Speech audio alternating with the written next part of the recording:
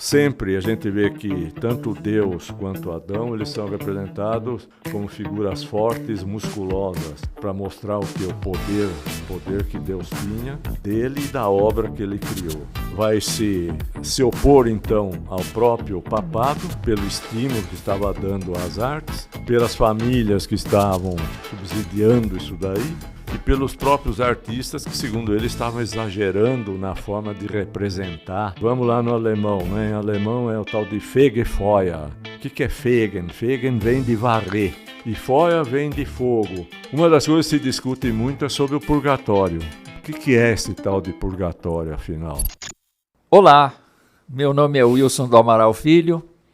Eu tenho o prazer de conversar com você. Seja bem-vindo ao canal da nossa igreja, Igreja Presbiteriana de Jundiaí. Eu estou aqui ao lado do presbítero Vlander Zickel, que está nos contando um pouco da história da Reforma Protestante.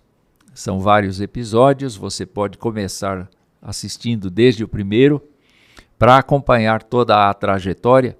Boa tarde, presbítero Vlander. Boa tarde a todos. Vamos dar sequência então, né?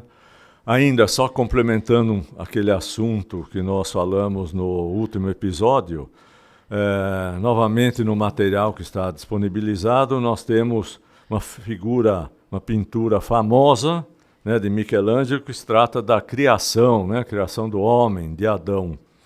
E por que a gente fala aqui? Só para mostrar e enfatizar, né, a relação, a comunhão e a relação entre Deus Criador e o ser criado, o homem. O que a gente nota aqui, né? O homem está como realmente veio ao mundo. Isso, né? mesmo. Desprovido de qualquer vestimenta. Mas em Deus houve a preocupação, né? Porque a própria igreja pediu para que fosse representado Deus com uma vestimenta. Sei. Tá, primeira coisa. Uma túnica, não é? Tem como uma túnica. Segunda coisa, Deus está representado como alguém já um ancião, cabelo branco, coisa e tal. Para mostrar o quê? A experiência dele, que está num nível de experiência e de vivência superior ao próprio homem. Por que isso? Como é que iria representar Deus se Deus é espírito? Pois é. Imagina a dificuldade. Então, o que eles fazem? É o chamado antropomorfismo, né? Que é representar Deus através de reações e através de figuras humanas. Aliás, a Bíblia também usa uma linguagem antropomórfica para representar Deus. Ela declara que Deus é espírito, mas ela fala da mão de Deus, ela fala da voz de Deus, ela fala do coração de Deus, ela fala de uma porção de figuras que facilitam a nossa compreensão de que Deus é constituído como pessoa. Exato. Por isso que tem, né, a clássica definição que nós fomos criados à imagem e semelhança de Deus. Não é? É semelhante e não igual. Na própria figura, aqui que eu fiz referência, a gente nota nas mãos, né, tanto a mão representada de Deus quanto do próprio homem, a gente vê que os dedos eles não estão perfeitamente alinhados. Não é? De fato. O dedo indicador, né, se eu não me engano, de Adão, ele está um pouco mais abaixo do indicador do que seria a representação do próprio Deus. Né? Alguns críticos dizem que isso é justamente para mostrar o que? A dependência. E dizendo que o homem, mesmo que ele reconheça que ele foi criado à imagem e semelhança de Deus, para que ele se enquadre dentro da chamada, como a Igreja Católica chama, da amizade de Deus, que seria a condição para que o homem pudesse ser salvo, ele deveria estar, e quando falecer dentro da amizade do próprio Deus, né, da graça, eles chamam da graça de Deus também. Dependeria do homem elevar o dedo indicador, ou seja, como se o homem tivesse que ele dar uma decisão também.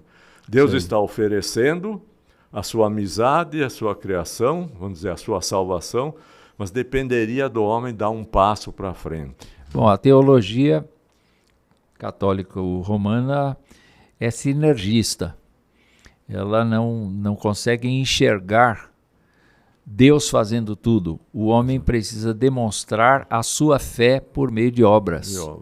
Então, esse processo de demonstrar a fé por meio de obras se constitui no processo de salvação para eles. Exato. No nosso caso é diferente. Nós consideramos que Jesus Cristo realizou toda a obra e nós devemos crer nele, confiar nele, porque as obras serão consequência de nós crermos nele e sermos salvos, e não parte do processo de salvar. Exato.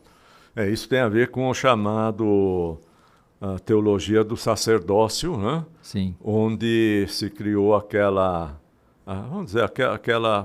filosofia, aquela própria teologia da dependência do ser humano para a sua salvação, uma dependência não só de aceitação de Cristo, como a Igreja Católica também fala, mas também da intervenção do sacerdócio através da ministração dos sacramentos, né, para complementar. Tá? Tem mais alguma coisa sobre isso? Que alguns falam por que Deus estaria, por exemplo, dentro de algo que parece uma concha, né? Então tem duas linhas. Uma que diz que isso daqui poderia representar o cérebro e Deus sendo o comando, sendo o próprio controlador do cérebro, que é a parte pensante e a parte realizadora, parte que determina tudo. E outra que isso daqui poderia ser como um útero, e através disso vem tudo aquilo que foi criado. Isso só como informação global.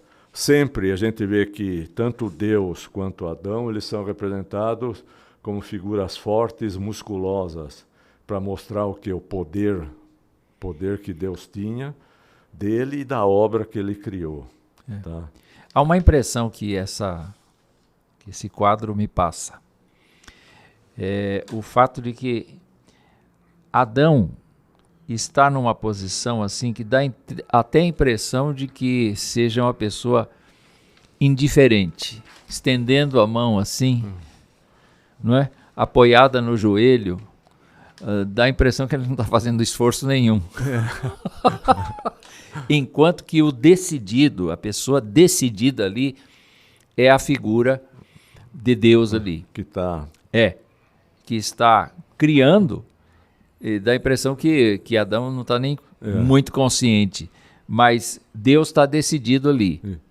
E isso para nós é muito importante no sentido de nós verificarmos que a proatividade de Deus revela o seu amor para conosco. Certo.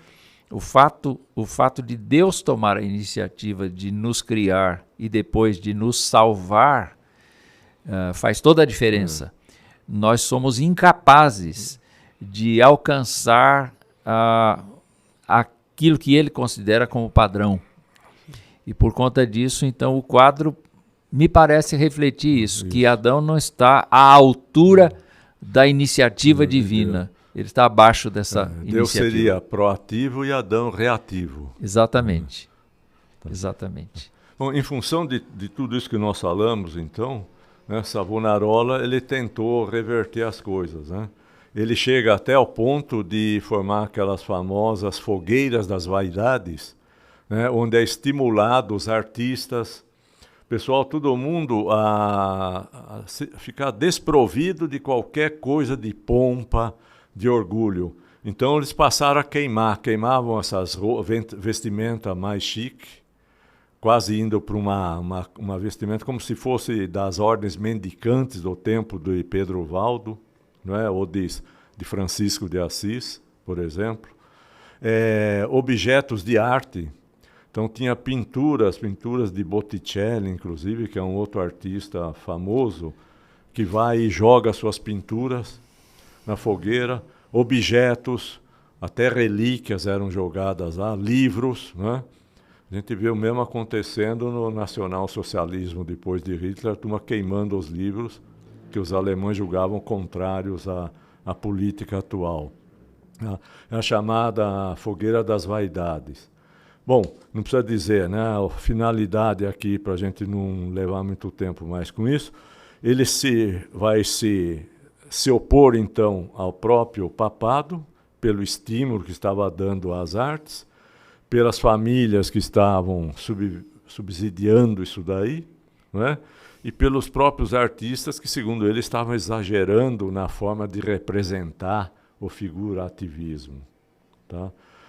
E chega uma determinada hora que a própria igreja tenta convencê-lo a ser cardeal. Né? Tem 2 séries na televisão, uma italiana, falada em italiano, outra com legenda em italiano, outra legenda em inglês, né, dos Borgia e coisa e tal, que mostra bem isso daí. Né? Quando a igreja não conseguia convencer o indivíduo, ela promovia. Né? Não diverge muito de hoje, né? Não. Tem os políticos, tem as coisas. Quando interessa, o cara promove o negro, dá um ministério, nas indústrias dá uma gerência geral, e assim vai, que essa coisa não mudou muito. Ele foi desafiado, que ele dizia que ele era a voz de Deus, e na Idade Média tinha uma coisa que se chamava ordalha, que era uma maneira de você expressar e de se deduzir se o que um determinado indivíduo estava falando, se realmente era verdadeiro ou não. E a igreja, muito esperta, desafia ele, né? Para que é essa ordalha? É você colocar carvão no chão incandescente e você ter que andar descalço, né? E suportar tudo aquilo, como um corredor, sem se queimar, e sair numa boa. E ele diz que como ele era a voz de Deus, ele iria aceitar e fazer isso. Aí tem 2 versões, uma que ele desistiu de fazer, acho que ele se tocou, e outra que ele foi fazer e saiu tudo chamuscado, queimado. E com isso ele perdeu a confiabilidade, a confiança que boa parte da sociedade em Firenze tinha nele. Tá? Aí aproveitaram esse momento de fraqueza, momento que a população deixou de apoiá-lo na íntegra, ele foi julgado, considerado herege, como não se retratou, né, e foi enforcado, queimado e as cinzas jogadas no rio Arno. Então, aqui a gente termina essa parte correndo, né, sobre o Savonarola, o renascentismo mesmo, e entrando agora, falar algumas coisas da tradição, né? Essa teologia do sacerdócio. Um pouquinho antes. Sim. Pelo que você me conta, Savonarola, então, não se trata necessariamente de um reformador. Não. A figura dele está mais para um herói da resistência. Sim. Era alguém que compreendia o valor das coisas sagradas e não estava muito conformado com a entrada das modernidades na igreja, no sistema de culto das pessoas, etc. Na sociedade em Na si. sociedade em geral. Mas o nome dele é lembrado no processo da Reforma Protestante exatamente por essa resistência, não é? Exato. Porque ele não propôs nada como Lutero propôs. Não. Ele, inclusive, para a salvação, né, que faltou falar, ele dizia que a salvação vinha através de Cristo, mas ele dizia, assim como Cristo verteu o seu sangue por nós, nós também devemos verter o nosso sangue por Cristo. E aí estimulava para que os próprios fiéis se autoflagelassem, para sangrar e a entrar tudo naquele processo de penitência.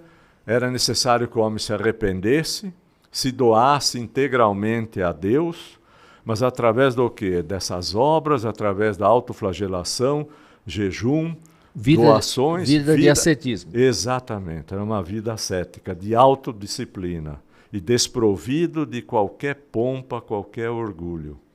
Mas tinha que ter o quê? A ajuda do sacerdócio, através das confissões. Sempre tinha que ter isso. Tá? Bom, dentre os desvios, né, depois as inovações que foram entrando na igreja, depois de tudo isso que Lutero vai começar a combater também, um pouquinho mais para frente aí, uma das coisas que se discute muito é sobre o purgatório. Né? O que é esse tal de purgatório, afinal? Né? Então também a gente não vai ficar fazendo uma apologia ao purgatório em si. Nós podemos, dentro da própria definição da Igreja Católica, né? Todo mundo fala, bom, é onde as almas daqueles que não estão prontos para ir para o céu devem ser purificadas. Então veja como é a primeira situação. A primeira pergunta, quem vai para o céu, quem vai para o inferno, quem vai para o purgatório? Né? Então, quem vai para o inferno direto? Seriam aqueles que teriam cometido pecados mortais, que a igreja classifica em pecado venial, que é um pecado leve, e pecado mortal, que é aquele que, se não for perdoado com arrependimento sincero da pessoa, ele está condenado diretamente. Sim. Agora, se ele tem pecado venial, são os pecados admissíveis, que a igreja chama assim. Ou mesmo se ele teve algum pecado mortal, não a ofensa ao Espírito Santo, mas um pecado mortal, mas ele sinceramente, né, ele se penitenciou, tá? Então ele iria para o céu. Acontece que ninguém sabe o coração do homem, né? Até que ponto o cara teria ou não se arrependido verdadeiramente, tá? Fala, então, existe o quê? A possibilidade dessa alma ter ido para o purgatório para que ela fosse aperfeiçoada. E qual que aí começa as coisas que não tem assim como defender teologicamente. Por exemplo, toda alma que eventualmente estaria no purgatório, ela vai ter que passar um tempo que seria um tempo de aperfeiçoamento, né? E o que acontece? Mesmo que ela tenha que ficar todo o tempo até a volta de Cristo, né? Toda alma que estivesse no purgatório, aí ela pula diretamente para o paraíso. Nenhuma alma do purgatório vai para o inferno. Então é uma tranquilidade, é um alívio, né? Como um trampolim espiritual. Segundo, a própria igreja, ela admite que o céu e o inferno são locais geograficamente pré-existentes e bem localizados, né? Sim. Quando fala, inclusive, lá em Apocalipse e tal, né? Quando fala sobre Lázaro e o mendigo, fica claro a existência dos dois mundos e que entre eles não tem ligação, não é? Fala, então como é que define o purgatório? É um terceiro lugar? A igreja fala, não é um lugar físico. Eu também não sabia disso. Sei. Fui aprofundar um pouco. A igreja define o purgatório como sendo um local virtual. Então, como é que eu explico para os meus alunos na classe de catecúmenos? Falo, cada um de nós vai estar na sua casa, alguém organiza, convoca uma reunião, né? Aluga aí uma sala, faz de conta que é essa sala aqui, cada um longe participa da reunião, né? Uma presença virtual. Resolveu os problemas, cada um volta para o seu lugar. Fala, essa é uma forma de tentar entender. Então, o purgatório ele não tem lugar físico, ele não tem um lugar de presença, vamos dizer assim, corporal, é só algo imaginário, é algo na mente das pessoas, já que elas não estão em nenhum lugar físico. É como se elas estivessem virtualmente num determinado local e depois saem, né? E o que eles falam? O purgatório é um local onde mesmo aqueles que morreram na amizade de Deus, não é? E na graça de Deus, que foram eleitos por Deus, quando eu vi isso, eu até se surpreendeu. Me surpreendi. Falei, mas foram eleitos por Deus, estão dentro da graça, pela misericórdia de Deus, mas que ainda necessitam aperfeiçoamento. Eu falei, bom, mas se já foram eleitos, por que tem que ser aperfeiçoados? Né? Então tem tudo isso. Tem outras narrativas, né? Por exemplo, tem uma freira alemã, né? Que tem até um livro dela, né? Onde o livro está em alemão, mas ela diz que ela tinha um trânsito livre com as pobres almas do purgatório, né? Uma outra hora a gente pode falar mais isso. É como se ela ouvisse, ela conversasse com as almas do purgatório. Ela tinha percepção através do olfato, né, das coisas queimando, dos cheiros, tudo isso. E a igreja deu muito valor a isso. Outra coisa, purgatório, quando se falar na rua, não sei se muita gente vai saber o que é, né? Então, por que a gente vai? Vamos lá no alemão, né? Em alemão é o tal de Fegefeuer. O que é Fegen? Fegen vem de varrer. E Feuer vem de fogo. Quem está mais ambientado como nós, já sabe, fogo varredor já aparece em Coríntios, não é? Isso. Mas num outro sentido.